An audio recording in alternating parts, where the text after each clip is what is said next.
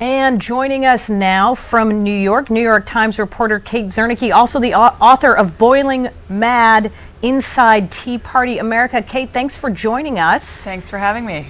Of course. Let's talk a little bit about Sharon Engel for a second.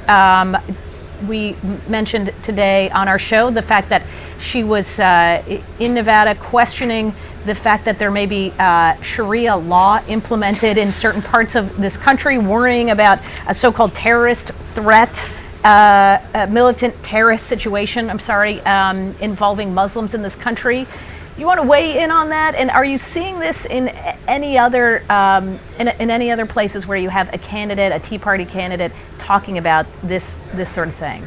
Well, absolutely. I mean, I think particularly with the cultural center and mosque near Ground Zero, I think this became the mosque at Ground Zero to in a lot of campaigns where Tea Party candidates are running. So I think these themes, we have heard them over and over. We've also heard,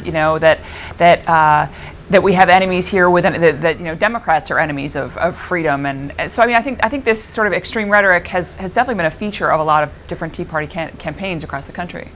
Kate, you see at a lot of these Tea Party rallies, and I know you've been to a number of them, anti-government rhetoric, anti-government anger. Do you get a sense that the adherents of this movement have a sense of what that means, that they're ready to give up some government services, that they're ready to cut things like Medicare, like Social Security? Yeah, I mean, look, every election we hear people saying, oh, we're going to get rid of Medicare and Social Security, and then they sort of try to frighten citizens with this.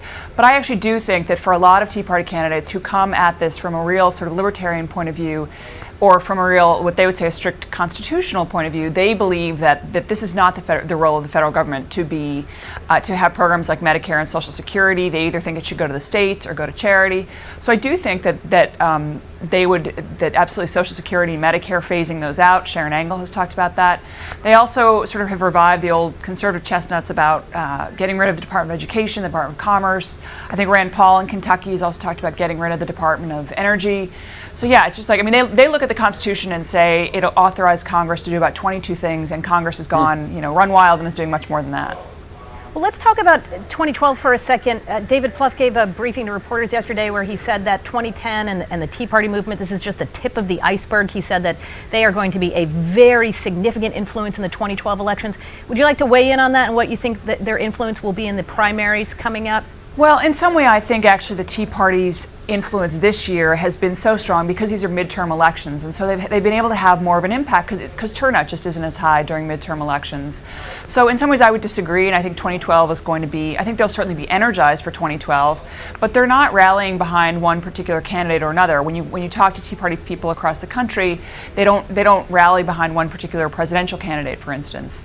So I think that their energy will still be alive in 2012, but whether the numbers, look at Christine O'Donnell, for instance, in Delaware, won a primary there, but it was 40,000 voters.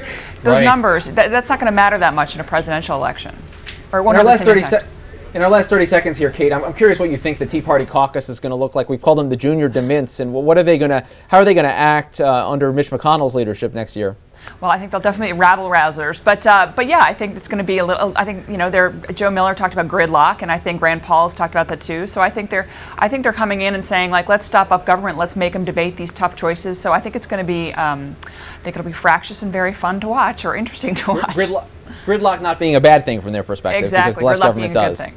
Right. All right, Kate Zernike from the New York Times, the author of Boiling Mad, a great read on the Tea Party movement. That's right. Thanks. All right. Well, that does it for this edition of Top Line. It's click on us again on Monday, and in the meantime, you catch on Sunday. Amy will be on this week on the Roundtable. Thank you, and to catch your Yankees. Right, they're going to sweep. I'm not predicting any sweeps. I want to see the series. I want to make sure that we're well rested. But go on there and vote online. It's Mike Mamoli and Kevin Madden are having a little bit of a contest. Take a look at Twitter.